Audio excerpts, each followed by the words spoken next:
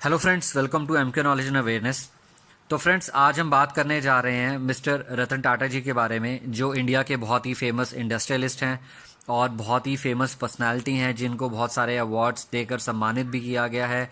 चाहे हम बात करें इंडियन गवर्नमेंट की या फॉरेन गवर्नमेंट्स की, यूनिवर्सिटीज़ की, बहुत सारी यूनिवर्सिटीज़ ने उन्हें अवार्ड्स दिए हैं सिर्फ इसलिए क्योंकि उनका बहुत बड़ा कंट्रीब्यूशन रहा है हर तरीके के प्रोजेक्ट्स में, हर कंपनीज में। और इस कंपनी को, टाटा ग्रुप को बढ़ाने में उनका बहुत बड़ा योगदान रहा है। आप सब जानते हैं कि उनसे पहले जे.आर.डी. टाटा जी थे, जिन्होंने टाटा ग्रुप और टाटा सन्स को संभाला था। बहुत ही अच्छे तरीके से कंपनी को राइज किया, बहुत सारी कंपनीज उन्होंने स्टार्ट की और कंट्री को प्रॉफिट में लाने में उनका बहुत बड़ा हाथ था। बहुत सारी पॉलिसीज़ भी उन्होंने बनाई थी और बहुत सारी इन्फॉर्मेशंस उन्होंने गवर्नमेंट को भी दी, जिससे पॉलिसीज़ बनाने में आसानी हो। आप सब जानते हैं कि रतन टाटा जी जो हैं वो जमशेदजी टाटा के ग्रैंडसन हैं, जिन्होंने एक्चुअल में टाटा कंपनी को स्टार्ट किया था, टाटा ग्रुप को स्टार्ट किया था। टाटा स्टील, ताज होटल्स उन्होंने ही स्टार्ट किया था और उनका विजन था, उनका ये फोकस था कि किसी भी कंट्री को अगर स्टार्टअप देना हो या किसी भी कंट्री को आगे बढ़ाने में उनकी steel companies, steel and iron business, hydro electric projects बहुत ही फ़ायदेमंद होते हैं। और इसीलिए उनका जो फोकस था वो इन्हीं चीज़ों पे था। इसीलिए उन्होंने स्टील बिजनेस में, आयरन बिजनेस में, हाइड्रो इलेक्ट्रिक प्रोजेक्ट्स में अपनी इन्वॉल्वमेंट दिखाई थी। आप सब जानते हैं कि उनका बर्थ इंडिया में ही हुआ था। उनका बर्थ जो है वो 1937 में दिसंबर मंथ में हुआ था और 1947 से पहले इंडिया अंग्रेज़ों के अधीन था और उस टाइम पे इंडिया को ब्रिटिश इंडिया कहा जाता था। तो रतन टाटा जी की जो पैदाइश है वो ब्रिटिश इंडिया के टाइम की है। दिसंबर 1937 में उनका बर्थ हुआ था। उसके बाद उन्होंने अपनी जो स्कूलिंग है वो शिमला और मुंबई इन जगहों से की। आज हम इसे मुंबई बोलते हैं, बट उस ज़माने में बॉम्बे स्टेट कहा जाता था। और उसके बाद वो ग्रेजुएशन करने के लिए यूएस चले गए थे और उन्होंने 1955 में रिवरडेल कंट्री स्कूल से, जो न्यूयॉर्क सिटी में है, वहाँ से अपनी ग्रेजुएशन कंप्लीट की। उसके बाद उन्होंने 1959 में अपना आर्किटेक्चर की डिग्री उन्होंने हासिल की थी कॉर्नेल यूनिवर्सिटी से। उन्होंने उसके बाद इंडिया में आके टाटा कंपनी को ही ज्वाइन किया था। टाटा स्टील जो उनका प्रोजेक्ट था, आप सब जानते हैं टाटा स्टील बहुत ही बड़ी कंपनी है। टाटा आयरन एंड स्टील बहुत बड़ा नाम है, सिर्फ इंडिया में ही नहीं पूरे वर्ल्ड में इसके ऑफिसेज हैं। इसका जो प्रोजेक्ट है वो बहुत ही बड़ा है, कंपनी का नाम बहुत ही बड़ा है। और उस टाइम पे इस कंपनी को जे.आर.डी. टाटा जी देख रहे थे, पूरे ग्रुप जे.आर.डी. टाटा जी देख रहे थे। और रतन टाटा जी जे.आर.डी. टाटा के सुपरविजन में ही काम करते थे उस टाइम पे। उसके बाद 1991 में जब जे.आर.डी. टाटा जी रिटायर हुए, तब रतन टाटा जी ने इस कंपनी की चेयरमैनशिप संभाली थी। और 21 ईयर्स, 21 साल इस कंपनी को देने के बाद इस कंपनी का जो रेवेन्यू था वो 40%, 40 टाइम्स इस कंपनी का रेवेन्यू जो है वो इंक्रीज हुआ। और जो प्रॉफिट था इस कंपनी का वो 50 टाइम्स इंक्रीज हुआ। अब आप ये सोच सकते हैं कि उन्होंने कितना मेहनत की होगी, कितना डेडिकेशन से उन्होंने ये काम किया होगा कि कंपनी को एक ऐसे लेवल पे लेके जाना कि पूरे वर्ल्ड में उसकी वाहवाही हो और पूरे वर्ल्ड में उन्हें सम्मानित किया जाए और पूरे वर्ल्ड में उनके ऑफिसेस खोले जाएं। तो ये बहुत ही बड़ा अचीवमेंट था उनके लिए। आप सब जानते हैं कि टाटा टी बहुत ही बड़ी कंपनी है। उन्होंने टेटली नाम से एक कंपनी को एक्वायर भी किया था। उसके बाद टाटा मोटर्स, जिन्होंने स्टार्टिंग में बसेस और ट्रक्स जो हैं बनाने स्टार्ट किए थे, उसके बाद उन्होंने छोटी गाड़ियों में भी अपने स्टार्टअप किया था। छोटी गाड़ियों को सेगमेंट भी वही लेके आए थे। और उन्होंने जैगवार लैंड रोवर की प्रोजेक्ट था जो फोर्ड के अंडर था, वो उन्होंने टेक ओवर किया था।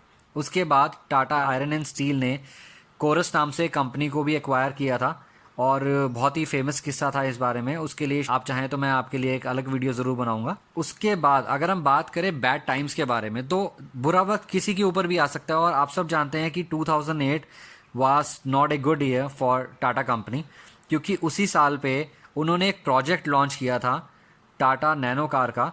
और उस टाइम पे इस प्रोजेक्ट को हरी झंडी मिली थी, लेकिन वेस्ट बंगाल में कुछ टर्म्स एंड कंडीशंस ऐसी रखी गई थी कि उन्हें वहाँ पे वो प्रोजेक्ट को प्रोडक्शन के लिए, स्टार्टअप के लिए लैंड नहीं दी गई। बहुत सारे टर्म्स एंड कंडीशन रखे गए थे जो कि सही नहीं थे एक तरीके से, एक स्टेट के हिसाब से। उसके बाद गुजरात में इसका प्लांट लगाया गया, प्रोडक्शन स्टार्ट की गई, बट नैनो कार जो है वो कह सकते हैं हम कि सक्सेसफुल नहीं हुई, बट रतन टाटा जी ने इस प्रोजेक्ट को सिर्फ प्रॉफिट की नज़र से नहीं देखा था। उनका विजन था कि इंडिया में जो बहुत बड़ा तबका है वो मिडिल क्लास का है, और मिडिल क्लास फैमिली के लिए जहाँ पे 4 मेंबर्स एक फैमिली में हो, और अगर वो किसी टू व्हीलर पे जा रहे हैं इन एनी सिचुएशन लाइक बारिश में या सर्दी में, तो ऐसा क्यों प्रोजेक्ट ना लॉन्च किया जाए जिसमें 4 व्हीलर की सुविधा, सस्ती कार की सुविधा दी जाए मिडिल क्लास फैमिली को। इसलिए उन्होंने एक जो प्रोजेक्ट स्टार्ट किया था नैनो कार का, उस कार की जो वैल्यू थी वो 1 लाख रुपए थी। आप सब जानते हैं कि ये कार जो है बहुत सारी स्टार्टिंग में बिकी भी, लोगों ने इस कार को खरीदा भी। एक्चुअल में इसकी वैल्यू ₹1 लाख रखी गई थी, लेकिन टैक्सेस लगने के बाद ये जो गाड़ी थी ये तकरीबन 1.25 या 1.5 लाख की हो जाती थी। तो as a company, as a good human being, उनका जो विजन था बहुत ही अच्छा था, और ये वो खुद जानते थे कि शायद ये प्रोजेक्ट वो लॉस में ही रहेगा, फिर भी उन्होंने इस प्रोजेक्ट को स्टार्ट किया, और सिर्फ मिडिल क्लास फैमिली को अपना बेस्ट देने के लिए उन्होंने इस प्रोजेक्ट को चलने दिया। कभी इस प्रोजेक्ट को इस नज़र से नहीं देखा कि उन्हें लॉस हो रहा है। उन्होंने एज ए गुडविल वो प्रोजेक्ट हमेशा एक्टिव रखा। और अगर हम बात करें 2008 ईयर के बारे में ही, तो आप सब जानते हैं कि ताज अटैक हुआ था। ताज होटल बहुत ही बड़ा नाम है टाटा कंपनी में और वर्ल्ड में भी, और 2008 में ताज अटैक हुआ था मुंबई में, जिसमें बहुत बड़ा नुकसान हुआ था ताज होटल का। और ताज होटल सिर्फ इंडिया की ही नहीं पूरे दुनिया में शान मानी जाती है, क्योंकि एक अंग्रेज के गलत वर्ड्स यूज़ करने पर ही जमशेदजी टाटा ने ताज होटल्स को स्टार्ट किया था, ताज होटल्स एंड रिजॉर्ट्स को। और इसके लिए भी एक बहुत बड़ा मॉरल स्टोरी थी कि किसी को भी अंडर एस्टिमेट नहीं करना चाहिए, और तभी ये प्रोजेक्ट उन्होंने स्टार्ट किया था। लेकिन 2008 में जिस तरीके से उसी ताज होटल में, जो फर्स्ट ताज होटल था जिसमें अटैक हुआ था, और बहुत नुकसान हुआ था उस टाइम पे, और इस नुकसान को कवर करने के लिए तकरीबन 3 इंश्योरेंस कंपनी ने इसका रेनोवेशन किया था, और तकरीबन 700 करोड़ रुपए का इसमें रीइंबर्समेंट का खर्चा आया था। अगर हम बात करें कि उनको कैसे अवार्ड्स मिले, किन किन कंट्रीज़ ने अवार्ड्स दिए, किन यूनिवर्सिटीज़ ने अवार्ड्स दिए, तो ये बहुत ही बड़ा सम्मान की बात है कि उन्हें पद्म भूषण से सम्मानित किया गया था सन 2000 में।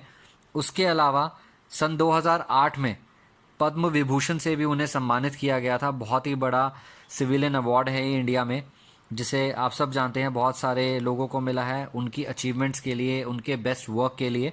उसके अलावा सिर्फ इंडिया में ही नहीं, अदर कंट्रीज ने भी उन्हें बहुत सारे अवार्ड्स दिए हैं। आप सब जानते हैं कि गवर्नमेंट ऑफ सिंगापुर ने भी उन्हें ऑनररी सिटीजन अवार्ड दिया था 2008 में, जो एक बहुत ही बड़ी बात है और बहुत ही सम्मान की बात है। उसके अलावा IIT Madras, IIT Kharagpur, IIT Bombay, university of Cambridge और भी यूनिवर्सिटीज़ हैं, ओहायो यूनिवर्सिटी और एशियन इंस्टीट्यूट ऑफ टेक्नोलॉजी, जिन्होंने उन्हें ऑनररी डॉक्टरेट के नाम से सम्मानित किया था। तो फ्रेंड्स, मैं सिर्फ इतना ही कहना चाहूँगा कि बहुत ही बड़ा कंट्रीब्यूशन रहा है जेआरडी टाटा के बाद रतन टाटा जी का इस कंपनी को चलाने में, बढ़ाने में, बिजनेस एस्टैब्लिश करने में। और सिर्फ ऐसा ही नहीं है कि उनका ही ये फोकस रहा है। ये कंपनी जो है 2012 तक उन्होंने संभाली, उसके बाद कंपनी को साइरस मिस्त्री ने संभाला, लेकिन कुछ इंटरनल इश्यूज के चलते उन्हें हटा दिया गया उस पद से। उसके बाद कंपनी को दोबारा संभालने के लिए रतन टाटा जी ने स्टार्ट किया, 2016 से लेके 2017 तक उन्होंने दोबारा ये कंपनी संभाली। बहुत सारे इश्यूज थे जो रिजॉल्व किए गए, बहुत सारे प्रोजेक्ट्स थे जो इशू के चलते रुक गए थे, तो उन्होंने उन प्रोजेक्ट्स को स्टार्टअप दोबारा किया और उन्हें हरी झंडी दी। तो फिलहाल के लिए जो रतन टाटा जी हैं वो रिटायर्ड हैं, पर उनका जो फोकस है कभी भी कंपनी से नहीं हटता। टाटा ग्रुप या टाटा सन्स बहुत ही बड़ा नाम है, वो कभी भी इस कंपनी को कंपनी की तरह नहीं सोचते हैं, वो इस कंपनी को अपने फैमिली की तरह ट्रीट करते हैं। कंपनी के एम्प्लॉयज़ के लिए उनकी हमेशा वाहवाही होती है, क्योंकि कंपनी के एम्प्लॉयज़ ये जानते हैं कि रतन टाटा जी ये नहीं चाहते हैं कि किसी भी इशू को लेकर उनकी कंपनीज़ के एम्प्लॉयज़ को कोई नुकसान हो या परेशानी हो। इसलिए पूरे वर्ल्ड में टाटा के जो एम्प्लॉयज़ हैं उन्हें बेस्ट सर्विसेज दी जाती है, किसी भी तरीके से कोई इशू नहीं हो उन्हें, ये बहुत ध्यान रखा जाता है। तो फ्रेंड्स, मैं सिर्फ इतना ही कहना चाहूँगा कि बहुत ही अच्छे और बहुत ही एजुकेटेड पर्सन है, बहुत ही बड़ा कंट्रीब्यूशन रहा है कंपनी के लिए, इस कंट्री के लिए। हमें उस कंट्रीब्यूशन को नहीं भूलना चाहिए और हमें सिर्फ ये सोचना चाहिए कि हम कैसे अपनी कंट्री को आगे बढ़ने में मदद करे, या ऐसा क्या कंट्रीब्यूट करे कि इस देश को आगे बढ़ने में मदद मिले। तो फ्रेंड्स आज के लिए सिर्फ इतना ही। This is Manish Taheem signing off. Thank you very much.